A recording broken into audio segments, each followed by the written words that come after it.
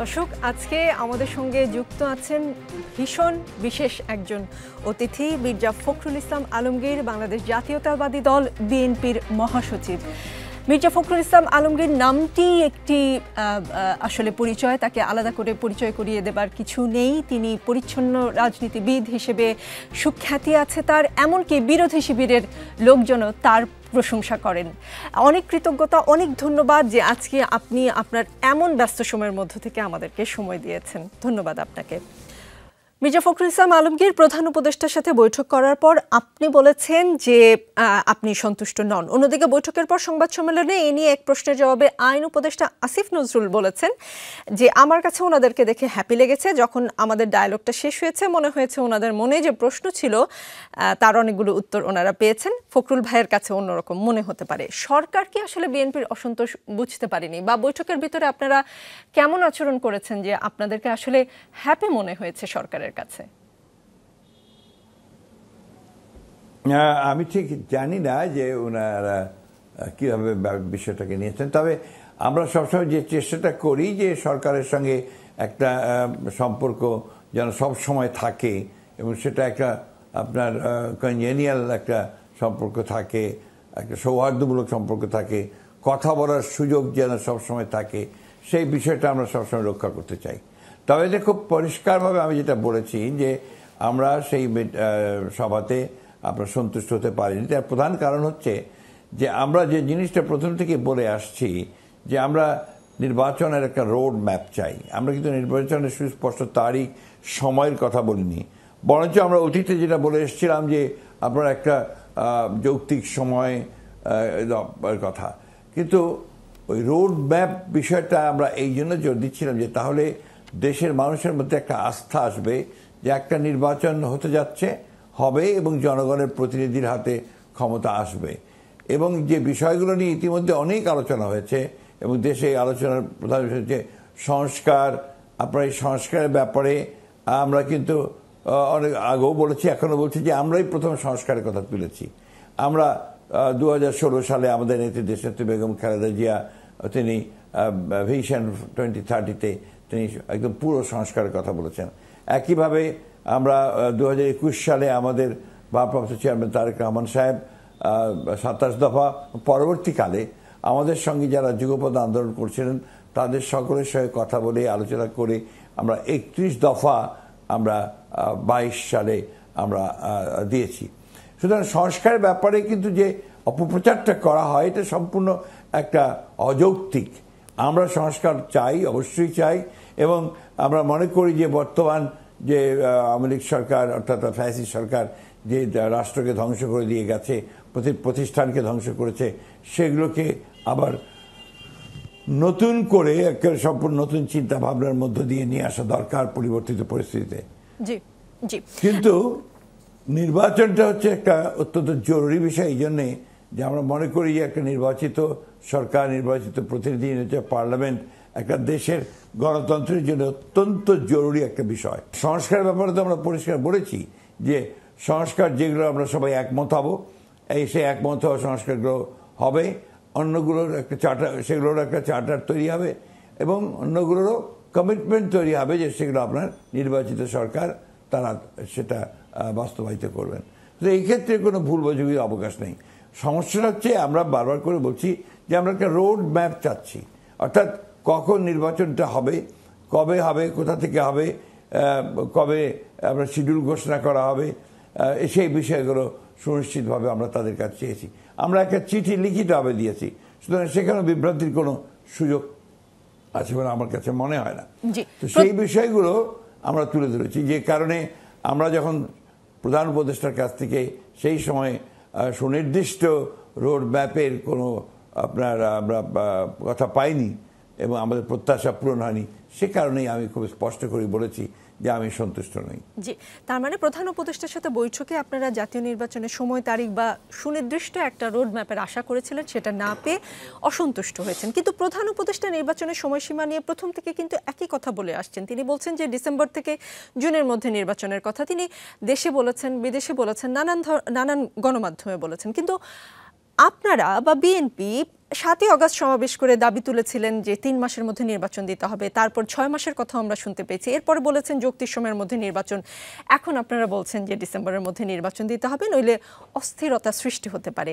মানে নির্বাচনের সময়সীমা নিয়ে প্রধান উপদেষ্টাকে বরাবরই আমরা একই টাইম ফ্রেমের কথা বলতে শুনছি, কিন্তু বিএনপিকে বিভিন্ন রকম টাইম ফ্রেমের কথা বলতে শুনছি। তাহলে প্রধান উপদেষ্টা তার কমিটমেন্টে টাইম ফ্রেমটাকে আপনারা একই রকম মনে করি না, একই রকম মনে করি না এই জন্য যে আপনার ডিসেম্বর থেকে জুন 6 মাস সময়, সুতরাং এটা কোনো সুনির্দিষ্ট সময় হলো না। আমরা যেটা চাচ্ছি সেটা হচ্ছে একটা সুনির্দিষ্ট সময়।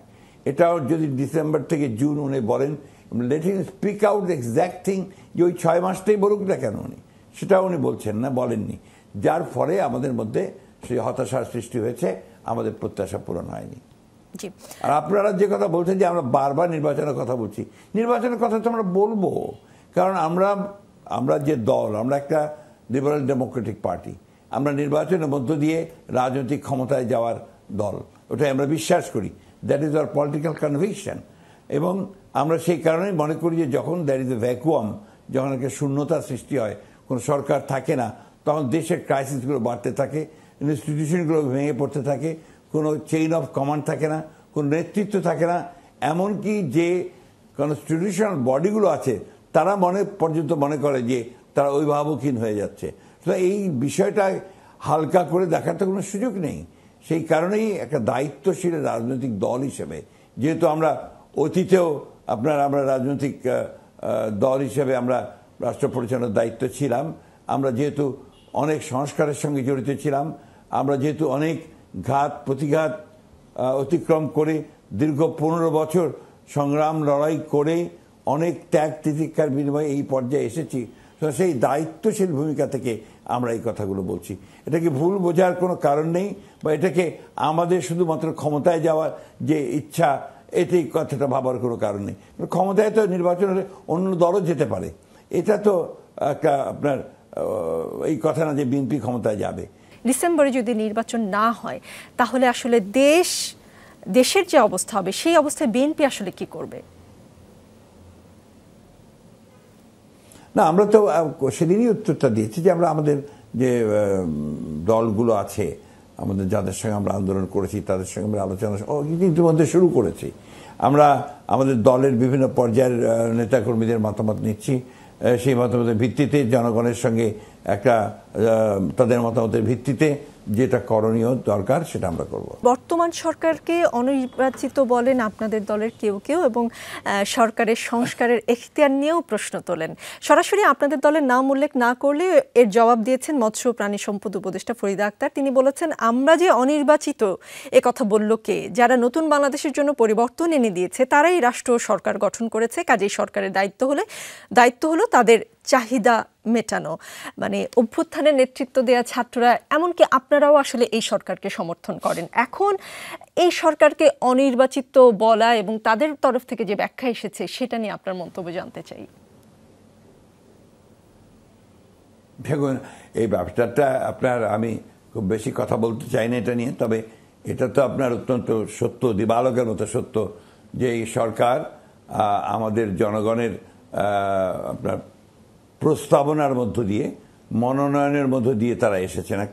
আমরা একটা জায়গায় সমঝোতা হয়ে তারা এসছে, এবং তাদেরকে নিয়ে আসা হয়েছে এই কারণে যে আপনার এই যে শূন্যতা আছে সেই শূন্যতা পূরণ করে সরকার পরিচালনা করবেন, যে রেগুলার বিষয়গুলো আছে, এবং একটি নির্বাচনের ব্যবস্থা করবেন, যে নির্বাচনের মধ্য দিয়ে একটি পার্লামেন্ট গঠিত হবে, জনপ্রতিনিধিরা আসবেন, তারা দেশের বাকি সমস্যাগুলো সমাধান করবেন, বিষয় করে সংবিধানের বিষয়গুলো করবেন, অন্যান্য যে বিষয়গুলো আছেন সে বিষয়গুলো, তারা যে সংস্কারের কথা আসছে সে সংস্কারগুলো, এটা সম্পূর্ণ পার্লামেন্টে এই সিদ্ধান্ত হবে বলে আমরা বিশ্বাস করি। জি, আপনারা সংস্কারের পক্ষে, আপনারা সংস্কারের রূপরেখা আগেই ঘোষণা দিয়েছেন, আপনাদের 31 দফার কথা আমরা শুনি। সংস্কার যদি দেশ, রাষ্ট্র, মানুষের কল্যাণে হয়, সেটা নির্বাচনের আগে হলেই কি আর পরে হলেই কি? মানে এতে বিএনপির তো কোনো জোর আপত্তি থাকার কথা না, যদি এই সরকার মনে করে যে তারা লেজিটিমেসির প্রশ্ন আছে।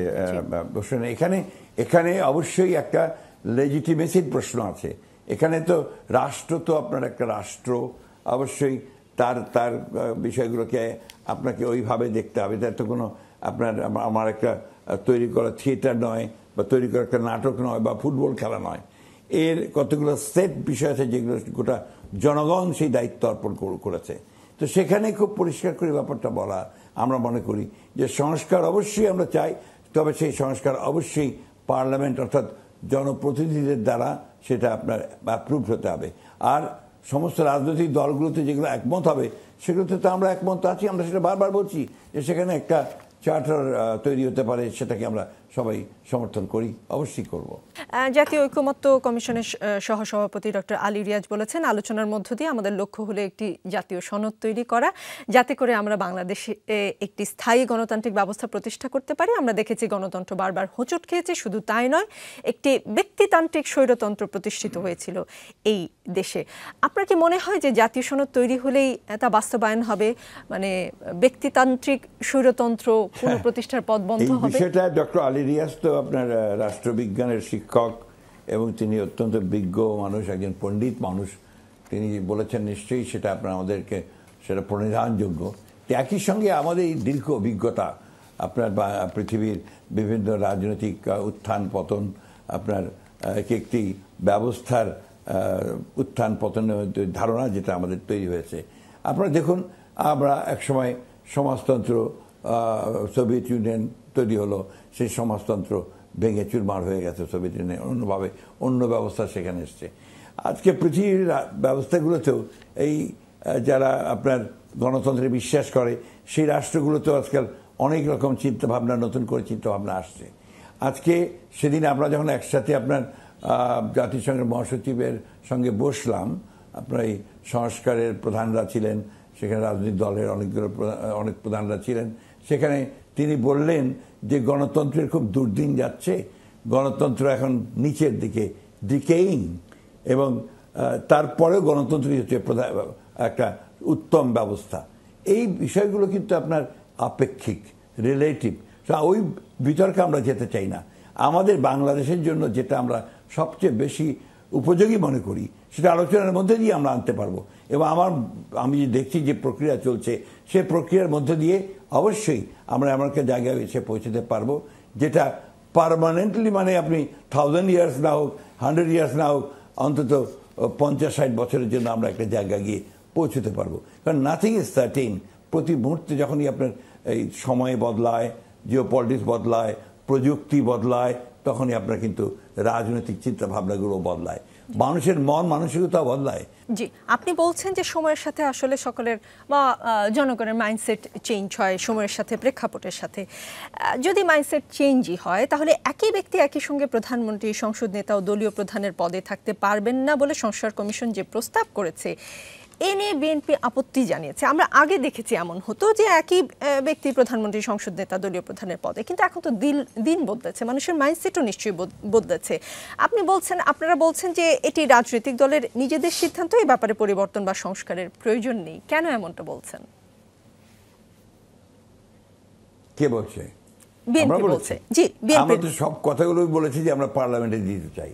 জি, আমরা আমাদের সমস্ত বিষয়গুলো, আমরা যে প্রস্তাবগুলো দিচ্ছি, অন্যান্য যে প্রস্তাবগুলো আসছে, যেগুলো একমত হয়ে যাব, সে একমত হয়ে যাওয়াগুলোতে তো আমাদের কোনো আপত্তি নেই।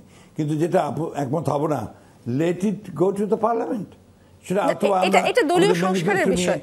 ফখরুল ইসলাম আলমগীর, আমি দলীয় সংস্কারের কথা, যেটা একই ব্যক্তি একই সঙ্গে প্রধানমন্ত্রী, সংসদ নেতা ও দলীয় প্রধানের পদে থাকতে পারবে না, সেটাকে আপনারা রাজনৈতিক দলের নিজেদের সিদ্ধান্ত বলছেন। কিন্তু আমি আপনার প্রশ্নটা আরেকবার আপনি রিপিট করবেন কেন? জি, আমি আবার বলছি, একই ব্যক্তি একই সঙ্গে প্রধানমন্ত্রী, সংসদ নেতা ও দলীয় প্রধানের পদে থাকতে পারবেন না বলে সংস্কার কমিশন একটি প্রস্তাব করেছে। এটা নিয়ে বিএনপি আপত্তি জানিয়েছে এবং বিএনপির তরফ থেকে বলা হয়েছে এটি রাজনৈতিক দলের নিজেদের সিদ্ধান্ত, এ বিষয়ে পরিবর্তন বা সংস্কারের প্রয়োজন নেই। হ্যাঁ, বলতে একেবারে কি কথাটা কি বেঠিক? রাজনৈতিক আপনার যদি জনগণ এটা মেনে নেয় যে না, এটা আপনার পার্লামেন্টের আপনার কনস্টিটিউশন লিপিবদ্ধ থাকতে হবে, সেটা আলাদা ব্যাপার। কিন্তু এটা তো আমার সিদ্ধান্ত। আমি যখন ইলেকশনে জিতবো, আমার সিদ্ধান্ত হবে যে আমি কাকে আমার প্রধান করব, কাকে আমি প্রধানমন্ত্রী করব, সেটা তো আমার থাকবে। ওইটা ওই স্বাধীনতা তো আমার থাকা উচিত, রাজনৈতিক দলের সেই স্বাধীনতা থাকা উচিত। হ্যাঁ, আমরা আলোচনার ভিত্তিতে এগুলো যদি পরিবর্তন করতে হয় সেটা পার্লামেন্টে গিয়ে আমরা অবশ্যই করতে পারি।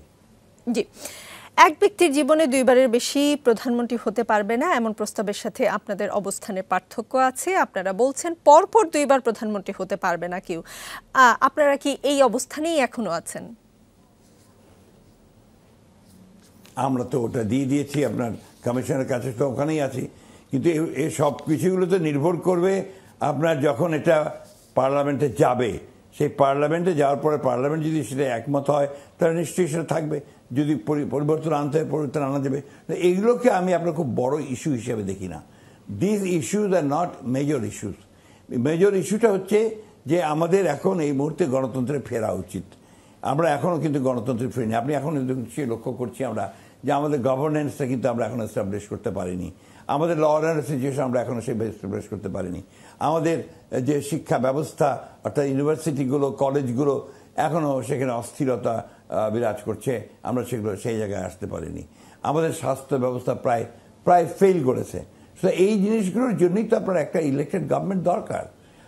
ফর হাউ লং এই দেশের মানুষ আপনার এই তাদের ন্যূনতম যে বিষয়গুলো আছে, চাহিদাগুলো আছে, সেগুলোর জন্য তারা আপনার এই ভোগান্তির মধ্যে থাকবে। এটা আপনার শুরু হওয়া উচিত। এবং আপনার সবচেয়ে বড় জিনিস হয়ে দাঁড়িয়েছে, আপনার যেটা আপনিও জানেন, আমরা জানি, সবাই জানি, ব্যবসায়ীরা যারা ইনভেস্ট করে, বিনিয়োগ করে, তারা বলছে যে একটা নির্বাচিত সরকার ছাড়া তো আমরা আমরা তো ইনভেস্ট করতে সাহস পাচ্ছি না। বাইরের জন্য যে এত বড় একটা সামিট আসলো আপনার হলো এখানে দেশের মধ্যে, অনেকে আসলেন, কয়টা ইনভেস্টমেন্ট হয়েছে? ভেতরের খবর আমরা যতটুকু জানি যে তারাও একই কথা বলছেন যে নির্বাচিত সরকার ছাড়া ইনভেস্টমেন্ট আমাদের পক্ষে ইটস ডিফিকাল্ট। আমি পুরো বিষয়টাকে নেগেটিভভাবে নিতে চাই না, আমি নিতে চাই এগুলোকে পজিটিভভাবে। আমাদের মধ্যে আপনার মতভেদ থাকবে এবং গণতন্ত্রের সৌন্দর্যই হচ্ছে কিন্তু আপনার বহুমত। এই বহুমতকে নিয়েই আমাদেরকে এগোতে হবে। আমি সব কিছু একই হয়ে যাব, একরকম হবে, তাহলে তো একটু আপনার বাকশালী হয়ে গেল। তাহলে অন্যান্য আমার আর সেই বহু দলের বহু মতের সেই বিষয়টার দরকারটা কি? শত ফুলকে আমরা ফুটতে দিলাম কোথায়? তো এই জায়গাগুলোতে একটু আসতে হবে। আমাদের মধ্যে কিছু কিছু বিদ্বান ব্যক্তি, পণ্ডিত ব্যক্তি, তারা এখন বেশ জনগণের সামনে অনেকগুলো প্রস্তাব তুলে ধরছেন। আমি সেগুলোকে স্বাগত জানাই। আলোচনা হওয়া উচিত, তর্ক হওয়া উচিত, কিন্তু এই দেশের জনগণ সে কোনটা গ্রহণ করবে এটা তার উপরে নির্ভর করা উচিত। আমি খুব পণ্ডিত ব্যক্তি, বিদ্বান ব্যক্তি, আমি একটা কথা বলে দিলাম, আর আমার গ্রামের সেই কৃষক সেটাকে মেনে নিল, বা আপনার গার্মেন্টসের সেই মেয়েটা সেটা তার সঙ্গে একমত হলো, এটা তো নাও হতে পারে। সুতরাং the best thing is give it to them. তাদের কাছে দিন, তারা কোনটা মানবে না মানবে that will be decided by them, এবং সেভাবেই আসবে। জি, রাজনৈতিক দলের ভেতরে গণতন্ত্র চর্চাও তো খুব জরুরি, কারণ আপনি বলছেন নির্বাচন যেমন জরুরি, নির্বাচনের পরে যে দলটির হাতে ক্ষমতা থাকবে, আপনার সঙ্গে আমার কোনো দ্বিমত নেই। জি, খুবই জরুরি। জি, আমি একটু কিছু স্পেসিফিক জায়গার কথা বলছি, যেটা রাজনৈতিক দলের ভেতরে গণতন্ত্র নিশ্চিত করার জন্য এবং আর্থিক ব্যবস্থাপনার স্বচ্ছতা ও সততা বাড়াতে আইন পরিবর্তনের প্রস্তাব করেছে অন্তর্বর্তী সরকার গঠিত দুটি কমিশন। এর মধ্যে নির্বাচন সংস্কার কমিশনের সুপারিশ হলো দলের কেন্দ্রীয় ও স্থানীয় কমিটির নেতা নির্বাচন করা উচিত সাধারণ সদস্যদের গোপন ব্যালটে ভোটের মাধ্যমে।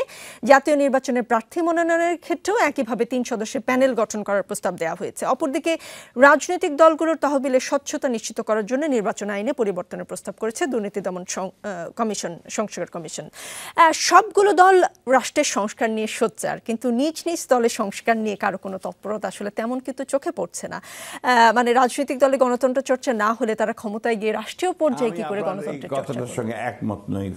With due respect to you, আমি একমত নই। কারণ আমরা প্রতি মুহূর্তে, প্রতিদিন আমরা আমাদের সম্মেলন হচ্ছে আপনার ওয়ার্ড পর্যায়ে, ইউনিয়ন পর্যায়ে, পৌরসভা পর্যায়ে, উপজেলা পর্যায়ে, জেলা পর্যায়ে, এবং সেখানে গোপন ব্যালটের মধ্যে দিয়েই আপনার নেতা নির্বাচিত হচ্ছে। আপনি দয়া করে একটু ভালোভাবে আপনাদের যারা রিপোর্টার আছেন তাদের কাছ থেকে সেই খবরগুলো নেন, ডিস্ট্রিক্টের রিপোর্টারের কাছ থেকে খবরগুলো নেন, তারই আপনি জানতে পারেন। এই গতকালই আপনার পঞ্চগড় জেলার বোদা থানা বলে একটা থানা আছে, উপজেলা আছে, সেখানে আপনার সিক্রেট ব্যালটে আপনার কাউন্সিল হলো, ইলেকশন হলো এবং নেতা নির্বাচিত হলো। আমার জেলার আমরা আগামী মাসে আমরা আপনার কাউন্সিল করতে যাচ্ছি, প্রত্যেকটা ওয়ার্ড থেকে উঠে এসে আমরা নির্বাচন করব। সুতরাং এই যে ইনফরমেশন যেটা আপনাদের কাছে আছে, আমার মনে হয় এটা আপনাদের আরো ভালো করে একটু দেখা উচিত যে how far this is true. জি, তার মানে কি মির্জা ফখরুল ইসলাম আলমগীর, আমরা প্রেস রিলিজের মাধ্যমে যে কমিটি প্রকাশের ঘটনাটা দেখি, তার পেছনে গোপন ব্যালট দিয়ে আপনারা আসলে কমিটিগুলো করেন? ম্যাক্সিমাম কেস, সব কেস বলবো না, কতগুলো কেস আছে যেগুলো হয়তো আপনার কমিটি তৈরি করে দেওয়া হয়, কিন্তু কাউন্সিল হয়, কাউন্সিল হয় সেখানে স্বচ্ছ আপনার গোপন ব্যালটের মধ্য দিয়ে 3 জন আপনার অথবা 5 জন অথবা 10 জনের হয়, পরে তারা কমিটিটা তৈরি করে। এটা তো আপনার প্রচলিত নিয়ম। আবারও এমনও প্রচলিত নিয়ম আছে, আমরা পাকিস্তান আমলের কথা বলি, আমরা আপনার ছাত্র জীবনে ছাত্র রাজনীতি করেছি, পরবর্তীকালে বাম রাজনীতির সঙ্গে জড়িত ছিলাম, এবং আমাদের ওখানে 2 দিন 3 দিন 4 দিন ধরে তখন আমাদের কাউন্সিলগুলো হতো। সেখানেও আপনার যখন নেতা নির্বাচনের ক্ষেত্রে, কমিটি নির্বাচনের ক্ষেত্রে দুটো পদ্ধতি ছিল। একটাকে বলা হতো সাবজেক্ট কমিটি, যে সাবজেক্ট কমিটিতে আপনার প্রতিনিধিরা, বিভিন্ন এলাকার আপনার প্রতিনিধিরা, তারা একমত হতে পারলে নেতা নির্বাচিত হয়ে যেত, কমিটি তৈরি হয়ে যেত। আর যে একমত না হতে পারতেন, তখন আপনার গোপন ব্যালটের মাধ্যমে নেতা নির্বাচনের ব্যাপারটা বা কমিটি নির্বাচনের ব্যাপারটা আসতো। তো এটা তো প্রচলিত নিয়ম, এটা নট দ্যাট যে আপনার এটা আজকে, এটা বহু আগে থেকে এটা হয়ে আসছে। তারপরেও আমি আপনার কথাটিকে অবশ্যই জোর দিয়ে বলতে চাই যে দলের মধ্যে অবশ্যই আপনার গণতান্ত্রিক চর্চাটা আরও বেশি করে দরকার, যেটা আছে তার চেয়েও বেশি দরকার। এটা একটা কারণ কি জানেন, আমার কাছে জানে যে বাংলাদেশে দুর্ভাগ্যজনকভাবে, এটা অনেকে আবার ভুল বুঝতে পারেন, লিগেসি অফ পাকিস্তান এটার মধ্যে থেকে গেছে। পাকিস্তানে যেমন গণতন্ত্র ছিল না, সব কিছু চাপিয়ে দেওয়া হতো, মার্শাল ল আসতো, বিভিন্ন আসতো। বাংলাদেশেও কিন্তু ঘন ঘন এই আপনার মার্শাল ল, ঘন ঘন আপনার আপনার বাকশাল সরকার পরিবর্তন, আপনার অনির্বাচিত সরকার বলা যেতে পারে, অথরিটেরিয়ান গভর্নমেন্ট, ফ্যাসিবাদ, এগুলো আসার ফলে কিন্তু গণতান্ত্রিক যে চর্চা, একটা গণতন্ত্র হচ্ছে এমন একটা ব্যবস্থা যেখানে আপনাকে চর্চা করতে হবে। চর্চা ছাড়া আপনি এটাকে কখনোই একটা বাস্তবায়িত করতে গিয়ে যে একটা যেটাকে আমরা ইনস্টিটিউশনালাইজ করার কথা বলি আর কি, প্রাতিষ্ঠানিকীকরণ করা, it will be very difficult. সুতরাং আমরা চর্চাটা করি, ওই চর্চা করতে করতে দাঁড়িয়ে যায়। গণতন্ত্র তো চর্চা করার সুযোগই পায়নি।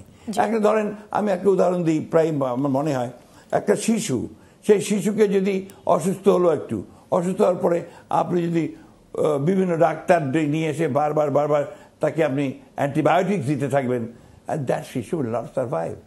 এখানেও আজকে আমরা ওই অবস্থার মধ্যে কিছুটা পড়েছি।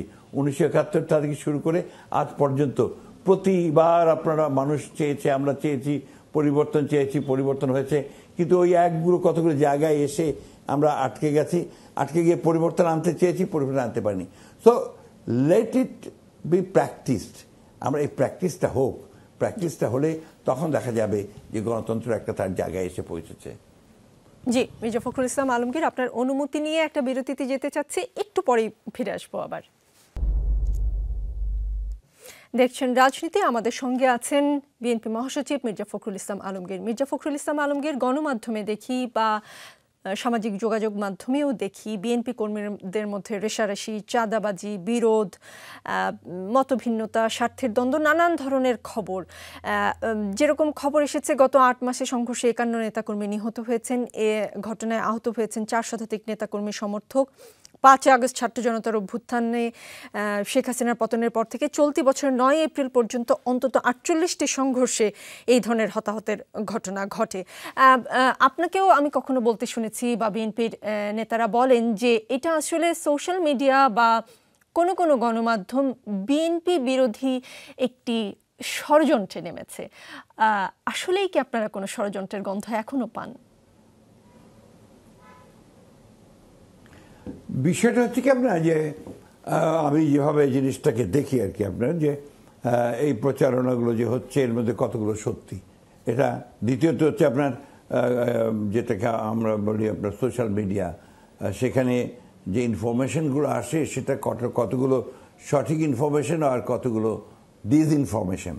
তো গোটা পৃথিবী জুড়ে আপনার একটা জিনিস স্বীকৃত হয়েছে যে সোশ্যাল মিডিয়ায় ডিসইনফরমেশনটা, মিডিয়াতে আপনার ডিসইনফরমেশন এখন একদম একেবারে আপনার মড়ক লেগে গেছে, এপিডেমিকের মতো অবস্থা তৈরি হয়েছে। এমনকি গভর্নমেন্টের পক্ষ থেকেও বলা হয়েছে যে আপনার ডিসইনফরমেশনের ব্যাপারটা অত্যন্ত একটা চ্যালেঞ্জের মতো অবস্থায় এসে দাঁড়িয়েছে।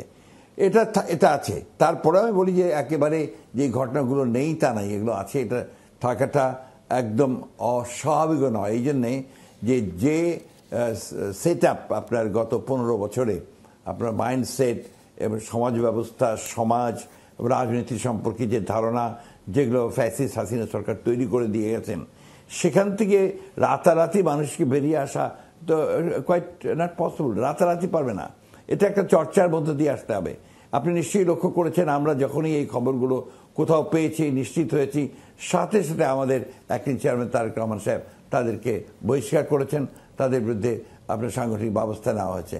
এমনকি কিছু কিছু ক্ষেত্রে আপনার পত্রিকায় নিউজ বেরিয়েছে, আপনার সত্য মিথ্যা যাচাই না করেও আপনার তাদেরকে বহিষ্কার করা হয়েছে, পরে তদন্ত করা হচ্ছে।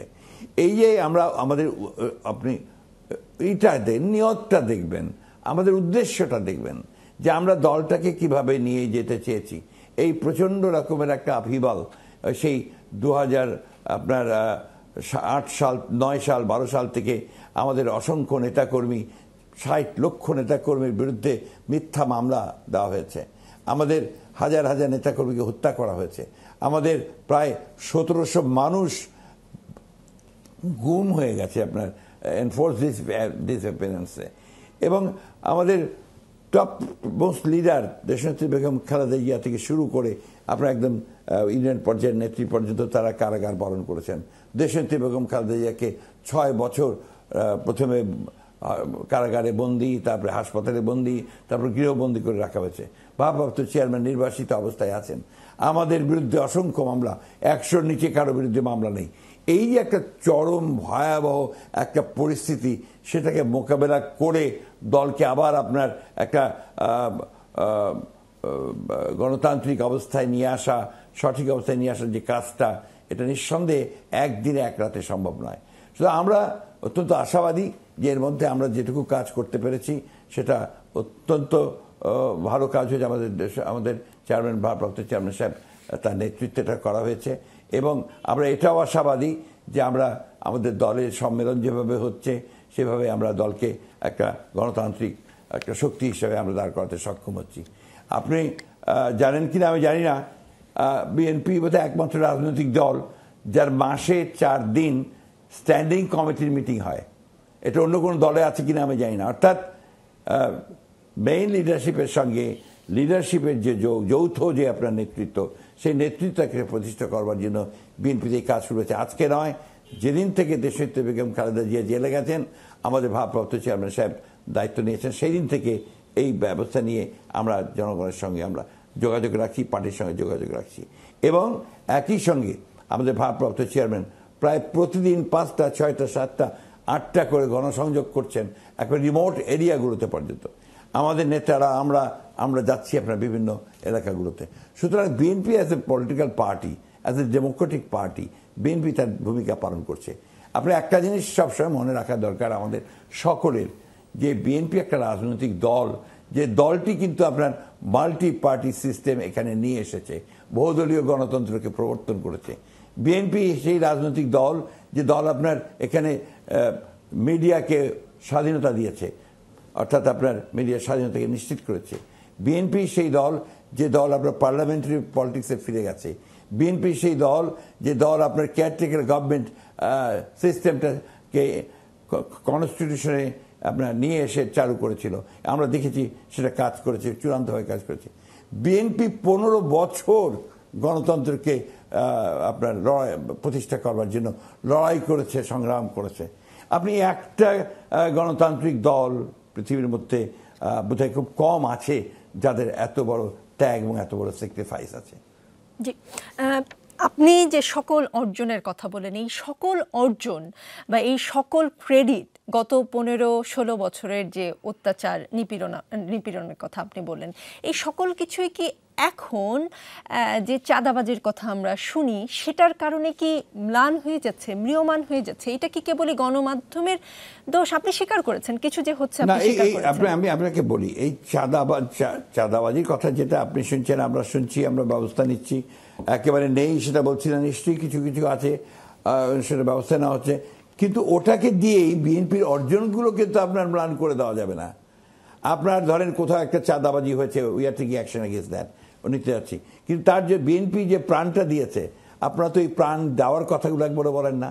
আপনারা কি একবারও জিজ্ঞেস করেছেন যে 15 বছরে বিএনপির কতজন লোক রাস্তায় আন্দোলন করতে গিয়ে প্রাণ দিয়েছে?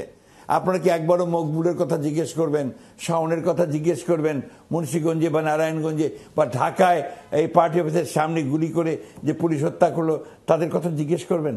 এটা কিন্তু হয় না। আর আমাদের আপত্তিটা ওই জায়গায়, আপনার মিডিয়া যখন আপনার সঙ্গে যখন কথাগুলো আসে, যে আপনার ইনফরমেশন ডিসইনফরমেশন কথাগুলো, ওই কথাগুলো আমরা যেটা আশা করি, প্রত্যাশা করি, বিশেষ করে যমুনার মতো টেলিভিশনের কাছ থেকে, যে সত্যটা উচ্চারিত হবে, এবং সত্য উচ্চারণ আপনারা করেছেন, এখনো করবেন। আমাদের তখনই চক্রান্তের কথা মনে হয় যখন মিডিয়া আপনার শুধুমাত্র বিএনপিকে টার্গেট করে ডিসইনফরমেশনগুলোকে ছড়াতে চায়। This is very unfortunate. যে ঘটনা ঘটেনি সেটাও বলে, যে ঘটনা ঘটে সেটাও বলে।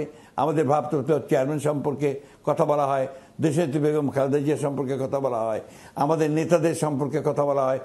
সত্য কথা বলাতে তো আমাদের আপত্তি নেই, কিন্তু একই সঙ্গে যে ভালো কাজগুলো বিএনপি করেছে, যে ভালো কাজগুলো বিএনপি আজকে এই জায়গায় নিয়ে এসেছে, আজকের গণতান্ত্রিক আন্দোলনের যে জায়গায় এসে আমরা পৌঁছেছি, এখানে কি বিএনপির কোনো কন্ট্রিবিউশন নেই? এই কথাগুলো তো আপনারা একবারও উচ্চারণ করেন না, তাদের প্রশংসা করেন না। This is very unfortunate. একবার তো দেখে একজন বিএনপির একজন নেতা যে আপনার নিগৃহীত হয়েছে রাস্তায়, তাকে দেখে তার একটা ইন্টারভিউ করেন না। একটা মা যিনি তার সন্তানকে হারিয়েছেন, তার সঙ্গে কথা বলেন না। এই জিনিসগুলো আমি এই কারণে বলছি, যেখানে কিন্তু যেমন আপনার অন্যান্যদের আবেগ আছে, আমাদেরও তো আবেগ আছে, আমাদের মানুষগুলোরও তো আবেগ আছে। We have paid for it, we have given our lives. আমরা ব্যবসা বাণিজ্য সব নষ্ট হয়ে গেছে আমাদের লোকজনদের। আপনার চাকরিতে আপনি বিশ্বাস করবেন, ঠাকুরগাঁয়ে বাড়ি, এই কারণে তার চাকরি হয়নি। বিসিএস পরীক্ষায় সবগুলো পাশ করেছে, মির্জা আলমগীরের আত্মীয় স্বজন নাই, বাদ। বগুড়ায় বাড়ি বাদ, নোয়াখালীতে বাড়ি বাদ। কেন? সেগুলো বিএনপি এরিয়া।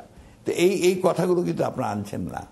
আমরা কিন্তু এইভাবে সাফার করেছি। জি, মির্জা ফখরুল ইসলাম আলমগীর, বলুন, জি, আপনার স্ত্রীর অপারেশনের আগে, ঘটনার পর থেকে, জি, আপনার স্ত্রীর অপারেশনের আগে যখন আপনাকে গভীর রাতে অ্যারেস্ট করা হলো, সেই খবরও গণমাধ্যম, মূলধারার গণমাধ্যমগুলো প্রচার করেছে এবং যতদূর সম্ভব প্রচার করার চেষ্টা করেছে। একটা বিষয় এই যে আমারগুলো যেমন করেছেন, আমি চাই যে আমাদের একেবারে তৃণমূল পর্যায়ের যে মানুষগুলো আপনার দিনের পর দিন শীতের রাত্রে ঘরে থাকতে পারেনি, আপনার ধানের খেতে গাছের উপর গিয়ে পড়ে থেকেছে পুলিশের তাড়ায়, সে কথাগুলো আসুক, সেটাও আমরা চাই। জি, আপনি যে মিস ইনফরমেশন ডিসইনফরমেশনের কথা বললেন, এর পেছনে কি আপনি বিরাজনীতিকরণের কোনো ষড়যন্ত্র দেখেন? একটা কথা খুব শুনতে পাই যে বিরাজনীতিকরণের ষড়যন্ত্র করছে কোন একটা বিশেষ গ্রুপ, কেউ সেই গ্রুপটির নাম প্রকাশও করেছে। আমি আপনাকে একটা কথা বলি, ওই যে আপনার সিঁদুরে মেঘ দেখলে ভয় পায়, তাই না? আগুনের কথা মনে হয় যে আপনার যখন এই সন্ধ্যা হয়, আপনার গোটা আকাশ যখন আরো আগুনের মতো হয়ে যায়, তখন কিন্তু অনেকে ভয় পায়। কারণটা হচ্ছে যে ওই আগুন অনেকে দেখেছেন অতীতে।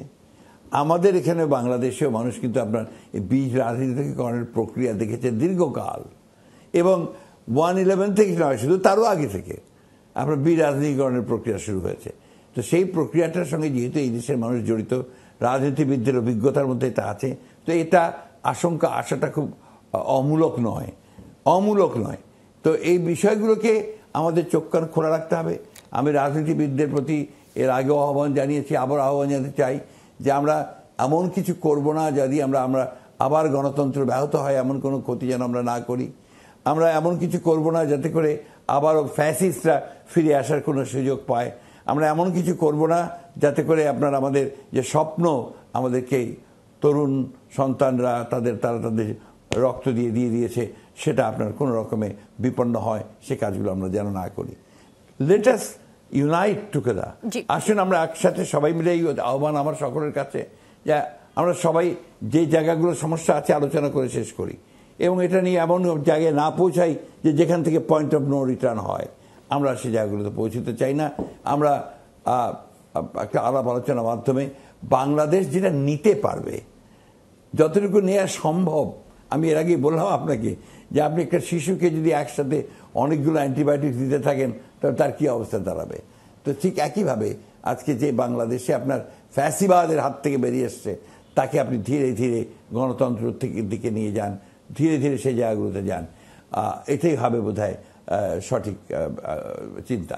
জি, লন্ডনে চিকিৎসাধীন বিএনপি চেয়ারপারসন খালেদা জিয়ার সঙ্গে সম্প্রতি সাক্ষাৎ করেছেন জামাত ইসলামীর আমির ডাক্তার শফিকুর রহমান, এবং তারপর থেকে নানান আলোচনাটা আরও বাড়ে যখন তিনি দেশে ফিরে প্রথমে রোজার আগেই নির্বাচন চান, সেই রকম একটি কথা বলেন, যদিও পরের দিন তিনি 3টি শর্ত সাপেক্ষে নির্বাচনের সময়সীমা বেঁধে দেওয়ার কথা বলেন। এই সফর যদিও তিনি পরিষ্কার করেছেন কেবলমাত্রই সৌজন্য সাক্ষাৎ ছিল, আবার এটাও বলেছেন 2জন বা 3জন রাজনীতিবিদ যখন একসঙ্গে হন সেখানে রাজনীতির আলাপ হবে না, সেটা আসলে অসম্ভব। তার এই সাক্ষাতের পর জামায়াতের সাথে আপনাদের যে দূরত্বের একটা আভাস পাওয়া যাচ্ছিল, সেটা কি কমলো কিনা? আমরা জামাতের সঙ্গে দূরত্বের কথা কখনো বলিনি, কমেছে সেটা বলছি না, কারণ আমরা এই বিষয়ে আমাদের খুব একটা বেশি ধারণা নেই। জামাতের সম্মানিত আমির সাহেব তিনি লন্ডনে গিয়েছিলেন, সৌজন্য সাক্ষাৎ করেছেন আমাদের নেত্রী দেশনেত্রী খালেদা জিয়ার সঙ্গে। এটুকু আমরাও, আপনারা যেমন শুনেছেন আমরাও শুনেছি। আমরা আমাদের নেতাকে জিজ্ঞেস করেছি, তিনি বলেছেন যে হ্যাঁ একটা সাক্ষাৎ হয়েছে, it was totally a courtesy call, that's all. জি, আমার মনে হয় যে আপনাদের ভারপ্রাপ্ত চেয়ারম্যান তারেক রহমান দেশে না ফেরা পর্যন্ত এই প্রশ্ন আপনাদের বারবারই শুনতে হবে। আমিও সেই প্রশ্নটাই করতে যাচ্ছি। গত ডিসেম্বরে লন্ডন সফর শেষে দেশে ফিরে আপনি বলেছিলেন যে সব মামলা শেষ হলে দেশে ফিরবেন বিএনপির ভারপ্রাপ্ত চেয়ারম্যান তারেক রহমান। সব মামলা থেকে তিনি আসলে খালাস পেয়েছেন, তাহলে এখন তিনি কবে দেশে ফিরবেন? তার ফেরার সাথে কি নির্বাচনের রোড ম্যাপের কোনো সম্পর্ক আছে কিনা? এখনো সব মামলা শেষ হয়নি। আপনার এখনও তার সব মামলা শেষ হয়নি, তার স্ত্রীর মামলাও শেষ হয়নি। হ্যাঁ, তারপরেও আমরা চেষ্টা করছি যত দ্রুত এগুলো শেষ করে আমাদের নেতাকে দেশে ফিরিয়ে আনা যায়, সেটা আমরা চেষ্টা করছি। জি, আপনাদের 31 দফার দিকে যদি চোখ বুলায়, 22 নম্বর পয়েন্টে এসে আমার চোখ আটকে গেছে, এবং সেখানে যেমন লেখা যে যুব সমাজের ভিশন, চিন্তা ও আকাঙ্ক্ষাকে ধারণ করে আধুনিক ও যুগোপযোগী যুব উন্নয়ন নীতিমালা প্রণয়ন করা হবে। 1 বছরব্যাপী অথবা কর্মসংস্থান না হওয়া পর্যন্ত যেটাই আগে হবে শিক্ষিত বেকারদের বেকার ভাতা প্রদান করা হবে। আন্তর্জাতিক মানদণ্ড অনুযায়ী সরকারি চাকরিতে প্রবেশের বয়সসীমা বাড়ানোর বিষয়টি বিবেচনা করা হবে। কোন খাত থেকে আসলে 1 বছর, দেশে শিক্ষিত বেকারের সংখ্যা কিন্তু কম নয়, 1 বছর বেকার ভাতা দেওয়া যাবে, সেটা যদি পরিষ্কার করতেন। আর চাকরিতে বয়সসীমা আন্তর্জাতিক, আমরা অনেক দেশে দেখি যে বয়সটা আসলে উন্মুক্ত রাখা হয়, মানে সে জীবনের যে কোনো পর্যায়ে এসে কোথাও 45 পর্যন্ত এসে সরকারি বা সরকারের হয়ে কাজ করতে পারে ইন্টারভিউ দিয়ে। সেই রকম কোনো চিন্তাভাবনা কি আপনারা করছেন কিনা? আমরা 31 দফার প্রত্যেকটি দফার উপরে আপনার খুব বিস্তারিত আলোচনা করছি দেশের সর্বত্র। আমাদের সেমিনারের মাধ্যমে, সিম্পোজিয়ামের মাধ্যমে, ঢাকাতেও আমরা করেছি, এবং এখানে যদি সম্ভব হয় আমরা মিডিয়াকে নিয়ে আরেকবার বসবো, আমরা আপনার will clarify all the things. জি, 5 আগস্টের পর থেকে আওয়ামী লীগ নিষিদ্ধের দাবি উচ্চারিত হচ্ছে এখনও কোনো সংগঠন এই দাবিতে কর্মসূচিও পালন করছে, এখনও করছে। সম্প্রতি আওয়ামী লীগের নেতাকর্মীদের মিছিল করতে দেখা গেছে ঢাকা সহ বিভিন্ন জায়গায়, এবং এই মিছিলের পর আবারও সেই দাবি জোরালো হয়েছে। আপনারা স্পষ্ট করে জানিয়ে দিয়েছেন কোনো দল নিষিদ্ধের পক্ষে আপনারা নন, মানে অবস্থান কি এখনও এইরকমই আছে যে কোনো দল নিষিদ্ধের পক্ষে আপনারা নন? আমরা যে জিনিসটা বলেছি, এখানে আপনার কিছুটা আপনার ভুল বোঝাবুঝি হচ্ছে সম্ভবত। আমরা খুব পরিষ্কার করে যেটা বলেছি যে এক্সিকিউটিভ অর্ডারে কোনো দলকে নিষিদ্ধ করার পক্ষে আমরা নই, যেমন জামাতে ইসলামকে আপনার নিষিদ্ধ করা হলো, আমরা কিন্তু তখন সেটার প্রতিবাদ করে বিবৃতি দিয়েছি। ঠিক একইভাবে আজকে যদি ধরেন সে ফর এক্সাম্পল আপনার এলডিপিকে কোনো কারণে যদি আমরা সেটারও প্রতিবাদ করব। তো আমরা যেটা বলতে চেয়েছি সেটা হচ্ছে যে লেট দ্য পিপল ডিসাইড। এটা ডিসিশন আমার আজকে সমস্ত দলগুলো যদি একমত হয় যে আওয়ামী লীগকে নিষিদ্ধ করবে 100 বার, আমরা তার সঙ্গে সবচেয়ে বড় ভুক্তভোগী তো আমরা।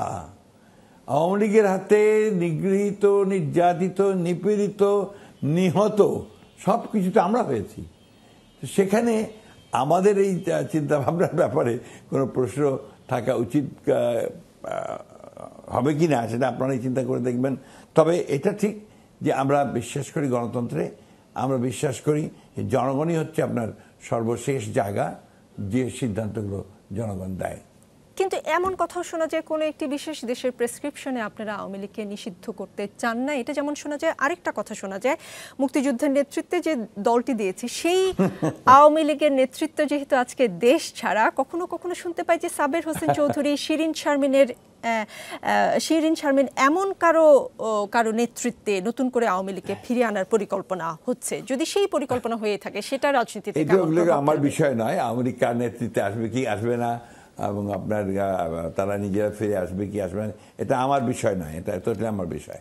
তবে এই যে আপনি একটা কথা বলেছেন যে কোনো দেশের ইঙ্গিতে বা তার প্রয়োজনে, এটা সম্পূর্ণ ভুল ধারণা। আপনাদের এটা মনে রাখতে হবে যে গত 15টা বছর 3টি নির্বাচন আমরা করতে পারিনি, এবং সেই নির্বাচনটা করতে পারিনি ওই দেশের সরাসরি সম্পৃক্ততার কারণে। এবং এই দেশের মানুষ আজকে যে গণতন্ত্র থেকে সম্পূর্ণ বঞ্চিত হয়েছে, সেটার প্রধান নায়ক হচ্ছে কিন্তু আপনার ওই দেশটি। সুতরাং আপনার এই জায়গায় আমাদের কোনো দ্বিধা নেই যে ওই দেশটি, যে দেশটি গণতন্ত্রকে ক্ষতি করেছে, তাদের কোনো প্রেসক্রিপশন আমাদের মধ্যে কাজ করবে, এটাই যারা বলছেন তাদের অন্য কোনো উদ্দেশ্য থাকতে পারে, এটা আমার জানা নেই। জি, বিএনপি নির্বাচনে যদি জয়ী হয়, হারতেও পারে, যদি জয়ী হয় তাহলে প্রধানমন্ত্রী কে হবে? আমি 3-4 মাস আগে একটি আপনার ইন্টারভিউতে শুনেছিলাম, তখন আপনি উত্তর দিয়েছিলেন এখনো আপনারা সেটা নিয়ে ভাবেননি। তারপরে 3-4 মাস পার হয়েছে এবং ডিসেম্বরে যদি নির্বাচন হয়, এখন তো আসলে সেটা ভাবনার সময় হয়ে গেছে। এই কথা ভুল, এখন আমরা সে কথা ভাবিনি, কথা আমি কখনো বলিনি। এটা আপনার কথাটা সঠিক না, আমি আপনার সঙ্গে দ্বিমত পোষণ করলাম। আমরা সবসময় বলেছি যে আমাদের দলের চেয়ারপারসন দেশনেত্রী বেগম খালেদা জিয়া, তিনি এখনো আমাদের দলের চেয়ারপারসন। প্রধানমন্ত্রীর বিষয়টা যদি আসে, তিনি বেঁচে থাকতে এবং তিনি পালন থাকতে নিঃসন্দেহে তিনি হবেন প্রধানমন্ত্রী। তার অবর্তমানে আবার পরিষ্কার করে বলতে পারি যে তার অবর্তমানে আপনার আমাদের ভারপ্রাপ্ত চেয়ারম্যান জনাব তারেক রহমানই হবেন প্রধানমন্ত্রী। জি, আমাদের দেশের বড় রাজনৈতিক দলগুলোতে আসলে উত্তরাধিকার সূত্রে পাওয়া ক্ষমতা নিয়ে বেশ আলোচনা সমালোচনা আছে। বিএনপি চেয়ারম্যান বন্দী ছিলেন, ভারপ্রাপ্ত চেয়ারম্যান, বিএনপি চেয়ারপারসন বন্দী, ভারপ্রাপ্ত চেয়ারম্যান দেশে ছিলেন না। গেল 1 যুগেরও বেশি সময় ধরে বিএনপির নেতাকর্মীরা জেল জুলুমের শিকার হয়েছেন। বিএনপির সেই দুঃসময়ে আপনি দেশ থেকে, সামনে থেকে বিএনপিকে এই 2025 পর্যন্ত নিয়ে এসেছেন। আপনি কি নিজের যোগ্যতায় কখনো এরকম আশা করেন যে আপনি বিএনপির সর্বোচ্চ পদটিতে কখনো যাবেন, নাকি জিয়া পরিবারের বাইরে আসলে কেউ ওই পদের স্বপ্নও দেখতে পারে না? এক মুহূর্তের জন্য আমি চিন্তা করি না। আমি এই চিন্তাটা করেছি, আমার দেশনেত্রী বেগম খালেদা জিয়া, যাকে আমি মনে করি গণতন্ত্রের মাতা, এবং সত্যি কথা বলতে কি গণতন্ত্রের জন্য এত ত্যাগ কেউ স্বীকার করেছেন এটা আমার জানা নেই। সেই নেত্রী আমার নেত্রী, এবং আমাদের ভারপ্রাপ্ত চেয়ারম্যান তারেক রহমান তিনি আমার নেতা। কারণ অত্যাচার, নির্যাতন, নিপীড়িত, শারীরিক নির্যাতন সব কিছু সহ্য করেও অত্যন্ত কষ্ট করে তারা কিন্তু এই দলকে নেতৃত্ব দিচ্ছেন। এখন তারেক রহমান সাহেব বিদেশ থেকে, আর আমার নেতৃত্ব দেশে থেকেই জেলে থেকেছেন, এবং যেটা তার প্রাপ্য ছিল না। সুতরাং এই ধরনের চিন্তাভাবনাকে নিয়ে আসা, এটা আমি মনে করি যে বিএনপির মধ্যে একটা বিভ্রান্তি সৃষ্টি করার অপচেষ্টা। আমি মনে করি আপনাদের এই চিন্তাগুলো থেকে আপনারা সবাই বিরত থাকবেন। আমি খুব সুস্পষ্টভাবে বলছি যে আমি বিএনপির একজন সাধারণ কর্মী। ব্যক্তিগত চিন্তায় আমি রাজনীতি করি না, আমি চিন্তা করি দেশে গণতন্ত্র প্রতিষ্ঠার জন্য। আমার ব্যাকগ্রাউন্ড পলিটিক্সের সেটাই, এবং আমি সেভাবেই রাজনীতি করে এসেছি। আমার নেত্রী দেশনেত্রী বেগম খালেদা জিয়া, আমার নেতা হচ্ছেন আমার তারেক রহমান সাহেব। এই ব্যাপারে একেবারে 100% আপনারা নিশ্চিত থাকতে পারেন। এবং অনুরোধ থাকবে একটা, যে দয়া করে এই ধরনের প্রশ্ন করে জনগণের মধ্যে কোনো বিভ্রান্তি যেন সৃষ্টি না হয় সেদিকে লক্ষ্য রাখবেন। জি, নিশ্চয়ই বিভ্রান্তি ছড়াবে না, কারণ আপনি স্পষ্টভাবে একদম স্পষ্ট ভাষায় উত্তর দিয়েছেন, উত্তরটি যেটি হবার কথা। জি, অনেক ধন্যবাদ আজকে সময় দেওয়ার জন্য।